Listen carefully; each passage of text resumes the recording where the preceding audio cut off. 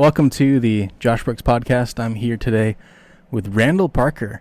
I've known Randall for quite a number of years, probably since we were like 5 or 6. I think so. Something like that. We grew up going to the same church. I was just thinking before we got into the studio when I was out there, just about how I don't really actually know what you do.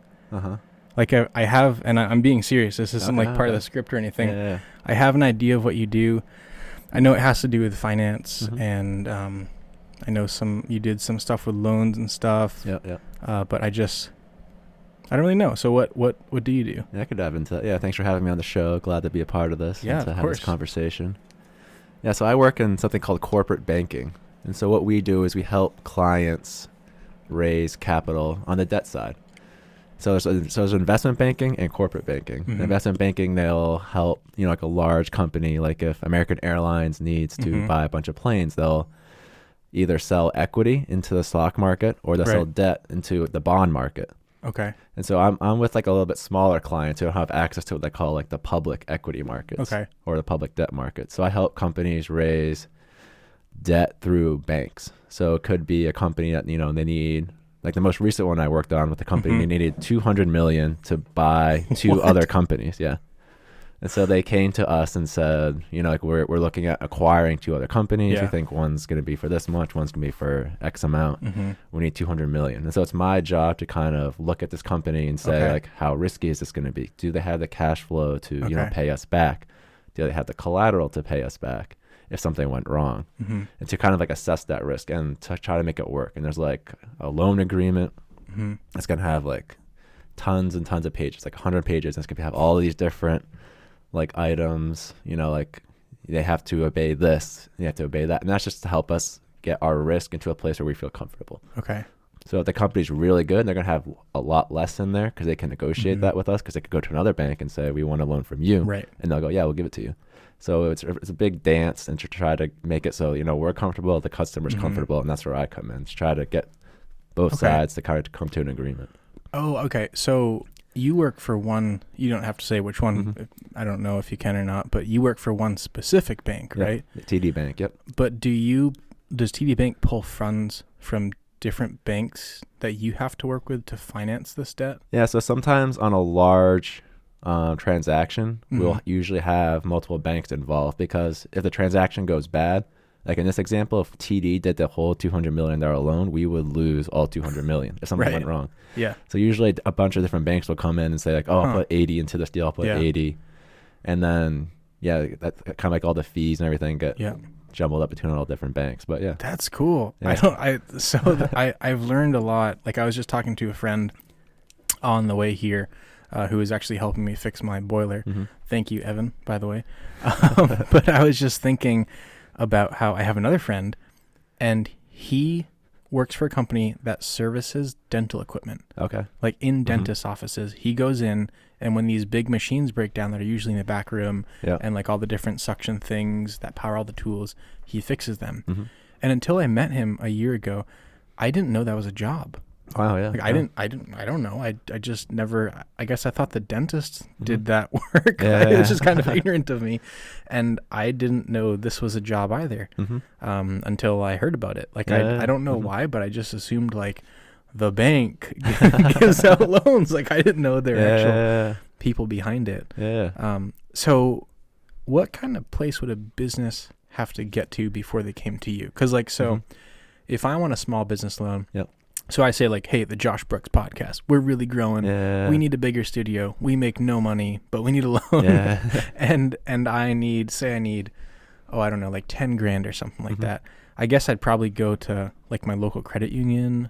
You could go to TD. Like so like a big bank will have, so like I kind of talked about before, like we have investment banking. So that's for like the biggest clients, like your Facebook, your Apple, the big clients. What does investment banking mean? I really don't know. Yeah, so it's kind of like raising money for a company through the capital market. So that's kind of either public bonds, which are kind of like IOU loans that are publicly traded. But these loans are publicly traded. So you yourself could go buy a bond. I see. So investment banking, because the banking is done and the money is raised by people who invest into the company. Exactly. So it's all, most of it's done through public. So if Facebook wants to put an IPO and put their stock onto the public equity market, they'll do that through an investment bank. Okay. And my largest share I own right now, I own a lot of Dogecoin. Oh, okay. And it is it's worth very little. My wife tried to convince me to sell it. I didn't lose money yet. Yeah, that's good. But I definitely missed out on an opportunity. I'm holding till it goes to the moon. Team hold. Yeah, there you go. And so a company could raise money that way by convincing people that the stock will go up because we have a good company. Yep. So people who get investment banking debt or loans or raise money that way, they have to convince the public. Yeah, so that's what the investment bank's job is to do. So they're going to take all this company's financial information. I gotcha. And say like, they're going to go do what's called a road show, where they're going to go out to investors and kind of like pitch the company and say, this is why you should buy it. This is what's good about it. Yeah. We think the shares are valued at X amount. Okay. And they're going to promise the company that they'll be able to deliver on that number. Okay. Huh. And so then you work on the other side, which is, I forgot already, something else. Corporate banking. Yeah. So I'm working what's called senior debt. Okay. So if a company goes bankrupt, we're in the senior position. So we're the first people who are going to get whatever's left over of the company, the collateral, the company itself. So if they default on their loan and can't pay us back, like we're in the senior position. So how big would a company have to be to come to you for that type of a loan? Yeah. So in corporate banking, I deal with companies that have 100 million in revenue up to about 5 billion. Dang. So it's pretty decent size. Yeah. Okay. But then there's also something called we call it community banking. So at TD Bank, that will be like a small mom and pop store who's under 100 million, from like 0 to 100 million. Oh, that's cool. Okay. And so like those guys are specialized because of a lot of family businesses. They need different services, different products that are more geared towards like that type of customer. Yeah. Huh. And then there's retail banking, which is what we would go to. Put our cash in. You want a mortgage, you want a line of credit, something small, credit card. So that's kind of like the retail banking side. So those are like kind of like the different spheres. A lot of different levels banks can offer. Yeah. Is the community banking where like a small mom and pop shop can go to get a loan? Is that something new that TD has started doing, or has it been around for a while? Yeah, they've been doing it for a long time, and that's actually like their bread and butter. Like they really like to service to these small because it really gets your name in the community. Yeah, and then they make a lot of money on retail banking. They make a lot of money in community banking. And so when you get these business owners involved, their employees might come into you. So it's a really good opportunity to get deposits, get relationship with people, get mortgages. So yeah.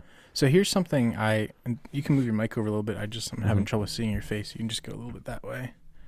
That's perfect. Yeah. You were leaning this way, so the mic was like over here. Nah, it's all good. Hey, I had to spend a lot of time getting used to it as well. Something I heard of was there are some like really big companies, and I don't know like if there's anyone specific, but let's just say let's say Target. And if you start working at Target, if you want direct deposit, you have to get an account with the bank that they go through. So if Target uses, let's say Target uses Bank of America, and you want to get paid as an employee, you actually have to get a Bank of America account. Is that something that like you see going on? I haven't seen that before. No, I didn't know about this. No. Well, I kind of felt like it was like almost like a conflict of interest. It is, yeah. I feel like it keeps away from the choice of your employee on where they're going to do their banking. It's kind of creates an inconvenience. Yeah. I don't know if that actually happened or if people were just talking about that as an idea. I mean, it's a great idea for banks, if you want to make more money, but it's kind of like also for the big banks. It's going to be hard for the smaller ones to compete with that. Yeah. There was actually, when I worked at Bass Pro, and I think I can say this, there's I feel like there's something I have to say so that I don't get like sued. This is like in theory. I don't know. I don't think they're gonna sue me. I don't think they really care. But when I worked for Bass Pro, we had credit cards that we like had to sell and tell people that they should get, and they were serviced by Bank of America. And so during one of the staff meetings, like in early morning, they're saying like, "Hey, we gotta like sell more credit cards. You really gotta start asking people. We make a lot of money from those, so everybody make sure they get try to get at least 10 credit cards this week." And someone said, "Oh, who's the credit cards through?" And someone said Bank of America. And then some employee was like, "Oh, Bank of America sucks. Like, Oh, no. I used to have them. They were the worst." And then another employee was like, "Oh yeah, they charge you so many overdraft fees." And another employee was like, "Yeah, I hate Bank of America. I stopped using them, and now I go to Citizens." And someone else was like, "Yeah, I go to Citizens. Citizens are so much better." And the GM was like, "All right, like that's enough." Like trying to take control of the situation. But it's funny how people can even have like a favorite bank. Oh yeah. Or opinions of banks. Yeah. I guess in that respect, do you see a lot of repeat customers that come back if things go well? Yeah, I mean, it's very hard for a business, because I'm in like kind of like the business side, business banking. It's very hard for a business to change banks, because once you have your deposits at a bank, once you have all your cash going through the bank, you have all these treasury management services that we offer, like credit cards and ACH to like pay your employees. Like, we're really integrated into a company. And it's time consuming and probably costly to change banks after that. That's interesting, because I've thought about it before too. Like, maybe I should change my bank, but then I'm like, even just me, it's like, oh, I have so many like direct deposits, and I have so many like automatic withdrawals. Exactly. Yeah. My Hulu, it comes out, and I have to change it on my change my account. Did you work in a bank before that, like a normal like bank with like tellers or anything like that? I haven't, no. I've just been on the business side. I haven't really gone to the retail store or anything. Yeah. So what you do, it sounds like it's pretty interesting. Sounds like it took kind of like a long road to get there. So if you don't start, obviously, I don't think with a position like that, you don't just start working as a teller at a bank. It'd probably take quite a long time to get there. How did you get there? Yeah, so I graduated from college. I went to a business school in Boston area. I majored in finance and economics. And so that's kind of, if you're in that age group, that's like a great way to get in, is to, try to get an accounting background, because we do a lot of time like analyzing companies' balance sheets or income statements. Yeah. And you need like at least a basic level of accounting to, understand what's going on into a company who gives you your their financial statements. Okay. But I mean, my first manager, she worked as a teller. Really? Yeah. And worked her way up. Wow. Yeah, she started as a teller, then eventually like ran a bank branch and said like, hey, I want to go on like the commercial side. So then she started, as an analyst. That's where you usually start out of college. Right. You're an analyst, doing a lot of like the background, the modeling, the financial modeling, looking at the statements, doing basic write-ups of like what's going on in these companies. And then working their way up to what they call like a portfolio manager, and eventually she became a credit manager. That's cool. She was my first boss, yeah. So you can get there by just starting as a teller. You can, yeah, but you're gonna have to network, know people in the bank, because if you're in the store, like a lot of what we call relationship managers, that's kind of like our salespeople. And they spend a lot of time in the store, like bringing clients there to like sign papers, right? And if you can, meet those relationship managers, and like they know us because we work directly with them. So it's just kind of like network and get your name out there, let people know like, hey, I'm really interested in going to the commercial side, and that's cool. People can make it happen. Yeah. So you went to a business-specific school, other majors there, obviously. Yep. But I know for like a lot of people I talk to who are interested in going to college, or younger people who are applying, it seems like there's a lot of confusion between like, and you don't have to explain like the difference of every major. I don't even know if I could, but there's, you can major in economics. Right. You can major in finance. You could major in business. You could major in accounting. I think now you can major in, what is it? You could major in like, the really, really rich people on Instagram and then they like drive like fancy cars, and they're investors, but they have a fancy term for it.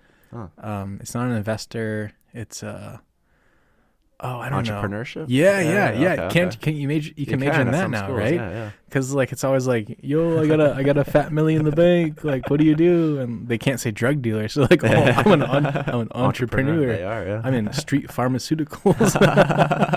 So what would you say is the most versatile or the most valuable major in those circles that you could get in if you want to do something like what you're doing? That's a good question. Yeah, I would definitely say you want to be, because finance is very related to accounting. Like, you can't know accounting without knowing finance, and you can't know finance without knowing accounting. Like, they're very interwoven. Yeah. So if you major in either accounting or finance, I would say that's very helpful. Economics is good as well, because we have to know like what's going on around us. Okay.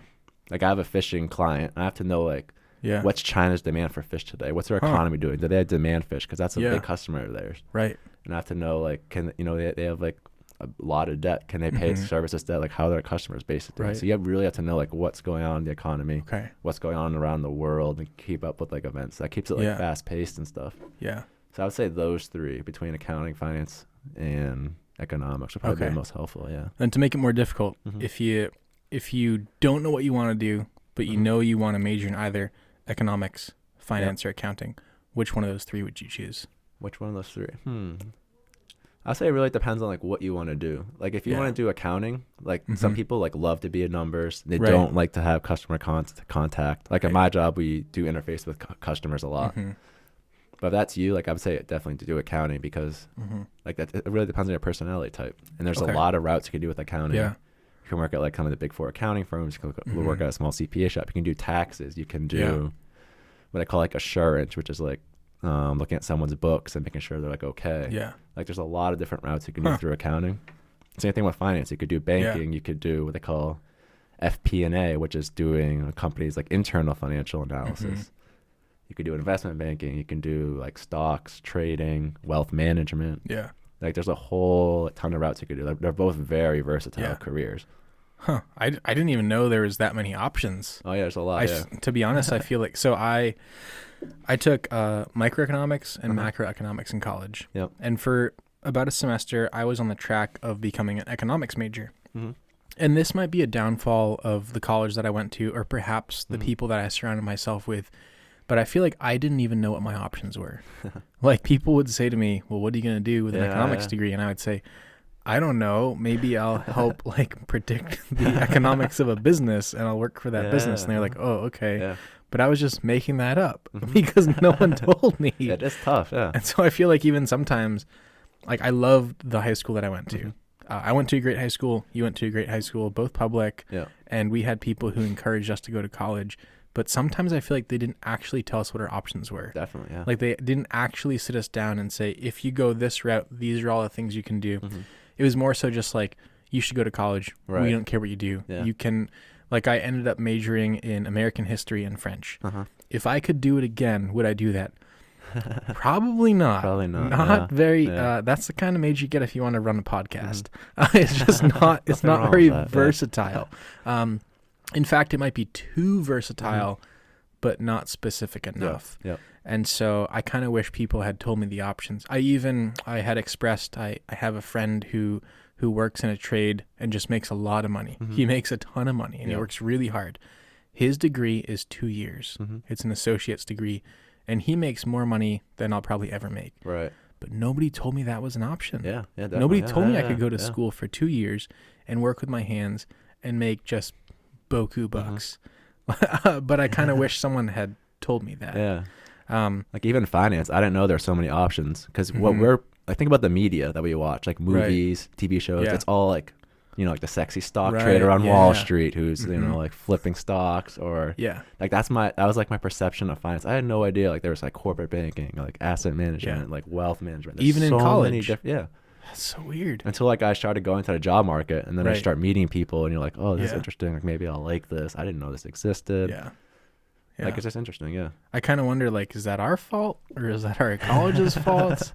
I don't really know. Yeah. Because I always thought I'd be like picking stocks or like trading stock, doing like something like that. Wolf of Wall Street Part 2. Yeah. You know? Well, I mean, that's a perfect segue into my next thought. Yeah, I haven't seen The Wolf of Wall Street. If someone sees it, good for you. I just wasn't interested in it.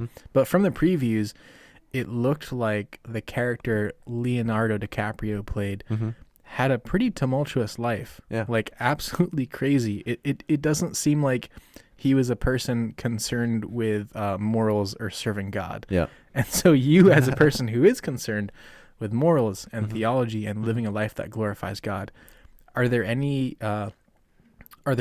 challenges to that in your field, or have you ever come up against any sort of adversities in your field? Yeah, I can speak to that. Yeah, I actually had to read that book, Wolf of Wall Street, in college. Really? I took an English class. Yeah, and we had to like read that book and talk about like the ethics of like what we thought. That's cool. It's pretty interesting. Yeah. So we talked about and like. Like what do we think was wrong? Like where do we think like he started going wrong? So it's pretty interesting, like breaking down the book and that guy's story. Yeah. But we deal with a lot of money And when you deal with a lot of money, a lot of people have their fingers in it. People who I work with, like, they love bonuses. Like, like if you work in investment banking, your first year bonus might be 60, 70K on top of like 120 base salary. Yeah, like it's good money. Crazy. Yeah. That's incredible. Yeah, and people will complain like, "Oh, I only got 50 this year." Wow. Like, this is your first year out of college. Think about that too. Yeah. Like, it's kind of mind-blowing. As a 19-year-old, as a 23-year-old, if I had just worked my first year and I was complaining that my bonus was only, even if my bonus was only, I don't know, 15,000, I can't even fathom that. That's crazy. I know, yeah, it is, yeah. Huh. Like investment banking, they get paid well. We make good money in corporate banking, but not as much as that. But those guys are also working 80-hour weeks. Right. So they're putting the time in. But yeah, I mean, I think when you're moving so much money around, like we just, like I told you, we just did an acquisition for $200 million, like helping this company out, and the fees we're going to make on that are going to be pretty high. Sure. Yeah. And so like, I have seen people like lie, especially on the sales side. Really? Yeah. Like, like maybe like forged documents or lie just to like get a deal through because they know that's going to affect their bonus at the end of the year. Oh, that's crazy. Huh. I mean, it probably must be tempting to a certain degree to think just a few strokes of this pen and like just easy money. Yeah. Right? No one's going to know. No one's going to tell anyone. Everyone does it. Yeah. It's almost like, taking tips that aren't yours at a job. Yeah. And at the end of the day, probably no one cares and people know it goes on. Yeah. But, as Christians and people who have morals and choose to glorify God, we can't really do that. Yeah. Yeah. Like there's one guy I work with who's actually in prison. Like he went to jail because he's on the sales side. And he basically knew that this company's books were bogus. Like what they were saying, he knew it, but he made us analyze like books that were showing a lot of profit, even though they weren't. Like this company was losing money, but he was basically splitting the fees that the bonus that he would get from getting this deal done with the owner of the company. Dang. So it's kind of like a kickback in that situation to get paid. Yeah. So on the sales side, it's definitely like that because they're very motivated by their bonuses. Yeah. One thing I've always appreciated about you is that you tend to live below your means, but you also have a heart for being generous.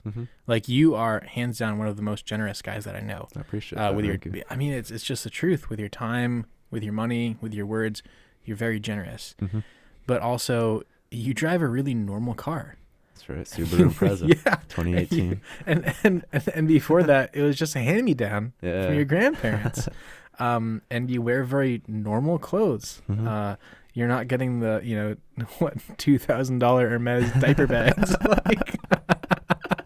You have a PS5, but you don't even pay for the online subscription, so we can't even play online together because you're very careful with your money. And so I think, I don't know, do people ever like give you a hard time about that in your field, or do they think it's weird that you don't live above your means? Yeah, people definitely say that. Like my boss always says, like, "Randall, you need a car. Come on, man." Yeah. Like you have it. It's a nice car. It's only like 2 years old. I know. It's good. That's what I say. It gets me to point A to point B. Yeah. And then the car, the Subaru I got was $18,000.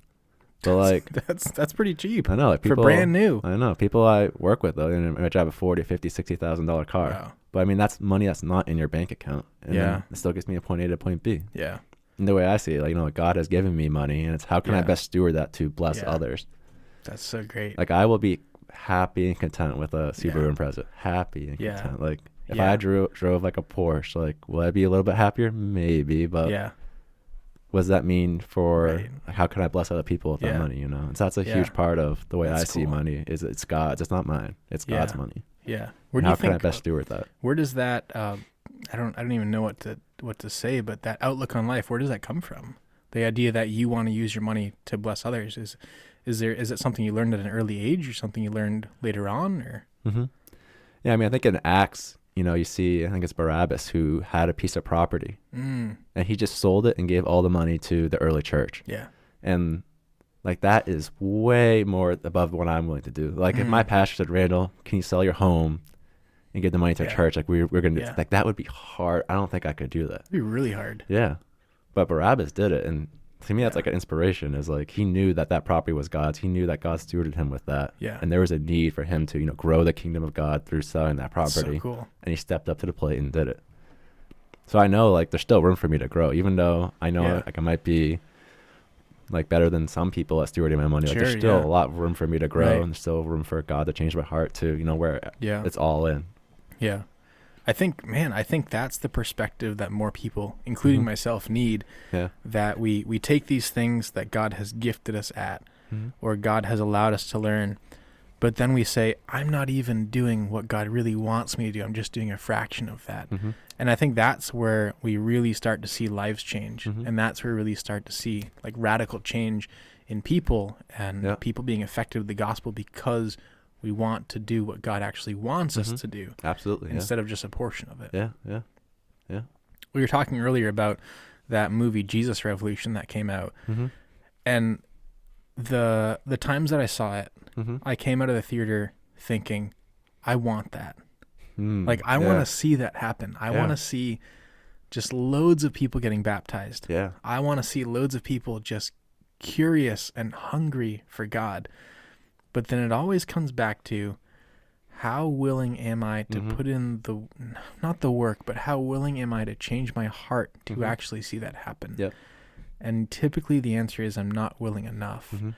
And so I would love to see things like that happen. Like I'd love to see just this huge revolution and revival with Jesus at the center of it all. But I guess sometimes we're the ones preventing that from happening if we're not willing, if we're not if our hearts aren't in a place in submission to God. I think like we as humans, I think there's a rule in psychology called like the path of least resistance.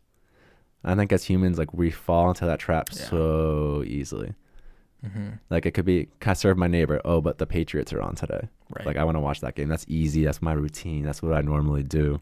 Like it's so hard to break away from following the path of least resistance. Like I'm guilty of it. I know like a lot of people are. That's just a human nature is we want to take the easiest path, pleasure, not sacrifice instead of doing the hard thing. And I feel like that also like limits how God can use us in his kingdom. Is when we're, unwilling to go out there and take a leap of faith. And I wish, and I'm speaking to myself just as much as anyone else, I wish Christians were more aware of how weak they are. Like I am one of the weakest people that I know. Amen, I am out of shape. I'm out of breath. I don't eat well. I don't take care of myself. I'm making myself sound really bad here. I have no self-control. I have no patience. But God's strength is made perfect in my weakness. Amen, yeah. But I have to get to the place of reminding myself of that. Because if I don't, then I'm just a weak, fat loser who's out of breath. I'm like, there's already too many of those in Christianity. Yeah. Oh man, it's just it's really encouraging to hear you share some of these things because I think there are. Well, I'll preface it with this: I like money. Money is good. Yeah. Money is helpful. I don't think money is evil. I don't think that praying for finances to come in for you or your family or your church is a bad thing. I think it can definitely get carried away. I think if we prioritize finances above the gospel, we've missed the point. But I think there are a lot of Christians who think everyone in finance must be evil. And so it's encouraging to know that people will listen to this interview and see that there are people who love Jesus with all their heart, who are in the depths and trenches of this financial world. Definitely, yeah. And I'm sure you're not the only one. I hope you're not the only one.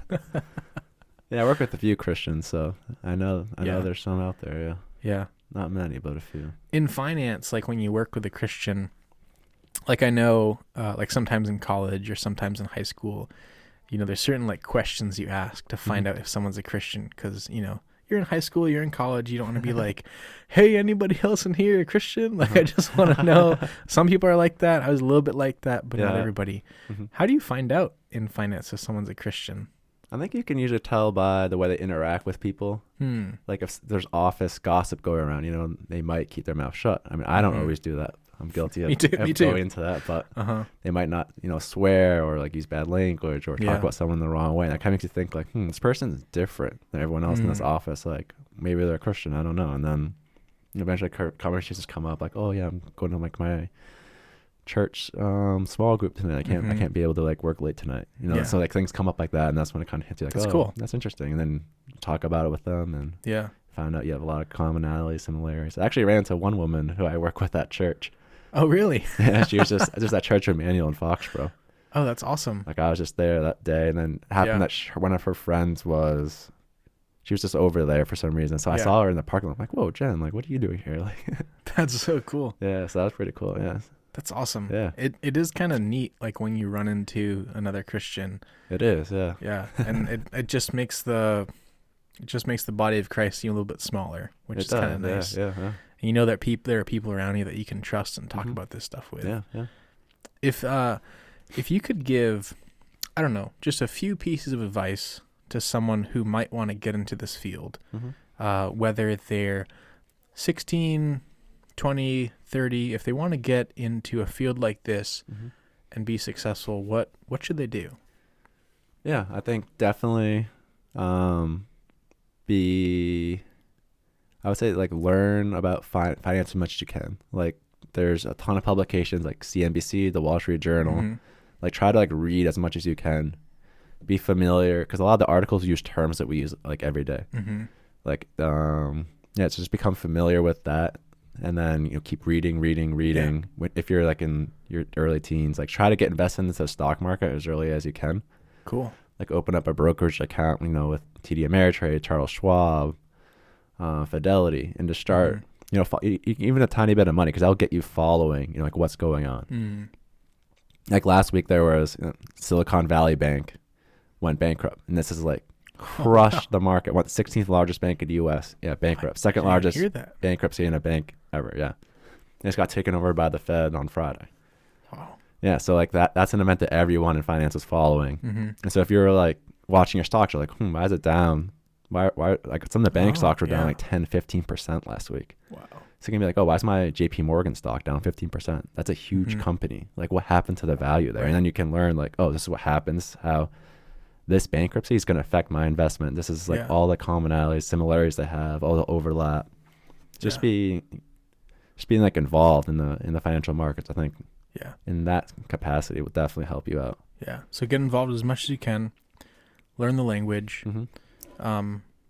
Anything else? I would say try to find a mentor or someone in the field who can guide you through it. Yeah. There's a lot of terms, a lot of people, it's a lot of networking. It's a very who do you know business. So if you have a mentor who can like introduce you or bring you to a networking event or even bring you to the office and say like, hey, this is what I do, and show you, because I'm a person who learns by being there. I don't know, not everyone's like that, but if you're like me, like being there can help you understand what's going on. So if you have an opportunity to have a mentor, someone in the field you can just talk to, or you can reach out to me. Anyone listening to this now, I'd be happy to talk with you. Sweet. Yeah.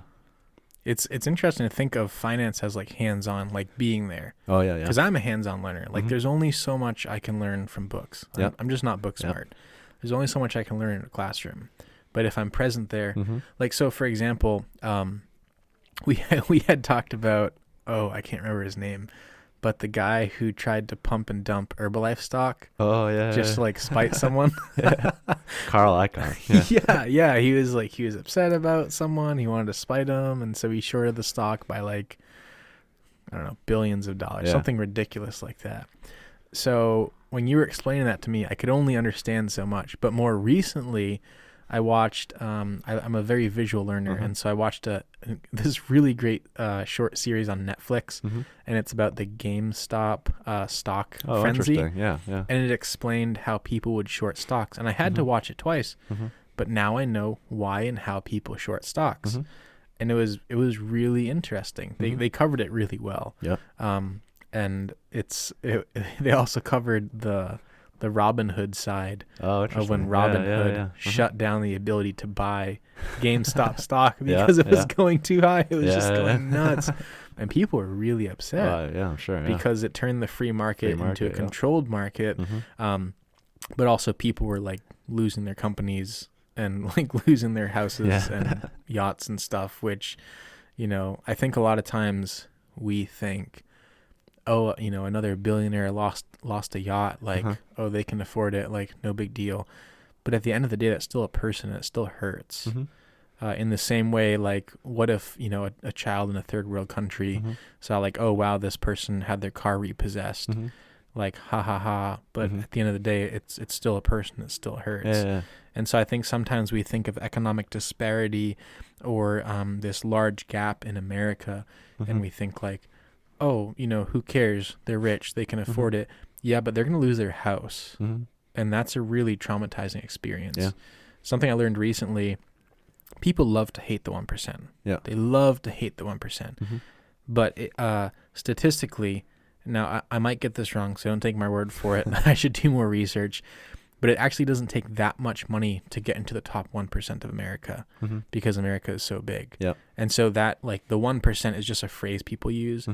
But statistically, allegedly, to be in the top 1% earners of the world, it only takes $30,000 annually. I believe it. Yeah. Which you could work at McDonald's. Yeah. And so we as Americans can complain about the uber rich in America and the people that have tons of money, but we have no right, especially if we're living in a country like America and earning the wages that we do. And it's hard, and you have to like crawl through some of these situations, and it can get really tight financially.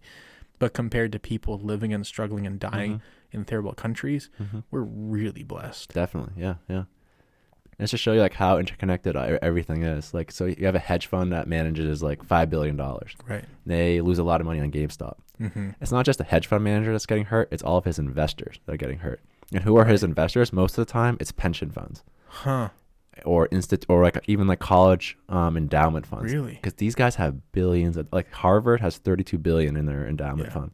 Like the Teamsters pension fund, I would imagine that's probably $200-300 billion. Wow. And you just spread across hedge funds and investment vehicles like all over, because you have to put this money into work. And so if like Gabe Plotkin, that's a guy who lost a lot of money. His hedge fund like lost billions. That's like a union pensioner losing money that that's going to go towards his future pension. Like the investors are going to get hurt too. Yeah. And that's a lot of tiny people who are getting hurt. Not tiny people, but like smaller earners. Yeah.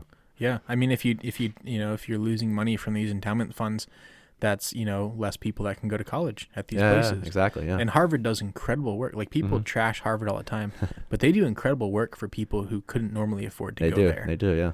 And so it is like you talked about in the beginning with investment banking, we're the ones investing.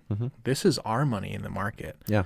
And so something that hurts one of us, even at the top, is going to hurt all of us in the end. Yeah, definitely. Yeah. Yeah. But I think a lot of the perspective is, tax the rich, eat the rich, kill the 1%. Like that's you, by the way. Like you're hurting yourself. Yeah. Thank you so much for coming on today. I'd love to have you on another time. Yeah, I can talk. I know you're very passionate about theology. You love sports.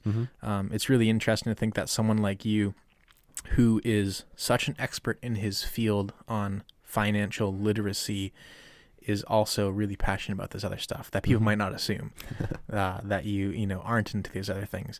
Last question I have for you, because I'm passionate about Chick-fil-A, is would you ever consider becoming an owner-operator? An owner-operator. I did at one point, but then I found out you can only operate one, and you had to be there 6 days a week. It's a lot. That's a lot of work. Yeah. That is a lot of work. So, I mean, I want to own my own business one day. Yeah. But I just don't know if it's going to be a Chick-fil-A, right? Okay. So instead of Chick-fil-A, you got the CFA, which is a Chartered Financial Analyst. That's pretty hard, right? It is. Yeah, it's 3 tests. Pass rates, around 20 to 30% per test. So it's really hard. Yeah. Harder than college finals? Oh, a lot harder than college really? finals. Yeah. Huh. Yeah. Can you take the CFA without going to college? You can, but to pass, you need like a 4-year degree. So you can take the test, but you won't be able to get it. Yeah. Yeah. Yeah. Man, that sounds hard, but it is, but it's you're doing it for the right reasons, and that's probably what makes it a little bit easier. It does, yeah. It's kind of like the gold standard threshold for finance. So it looks really good on a resume. Yeah, people know your stuff if you pass all 3 exams. So, that's awesome. Yeah. Well, thank you so much. Appreciate you being here, taking time of your busy schedule to come on the podcast, and look forward to seeing what you do. Let us know when you start that business. Oh. What are these? You gotta give a plug. A little plug? Oh, I just got back from Hawaii. So I got Josh some chocolates from there. I ordered some of these in college, and they are like the macadamia nuts. They're good. Chocolate covered. Yeah. They're so good.